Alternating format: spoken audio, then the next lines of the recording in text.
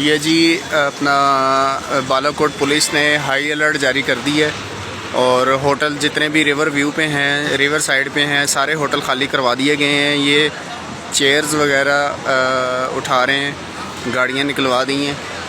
ठीक है, ये आप देख सकते हैं, ये सब लोग बाहर आ गए हैं होटलों से।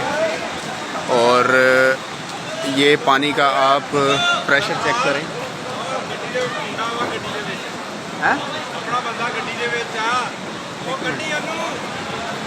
ये रिवर साइड पे जाने की इजाज़त नहीं है। ये पानी का बहाव चेक करें, प्रेशर चेक करें कितना तेज़ है। और इस टाइम दरिया फुल अरूज पे है और बहुत ज़्यादा प्रेशर है पानी का। ये सब लोग यहाँ से अब जा रहे हैं मूव करके।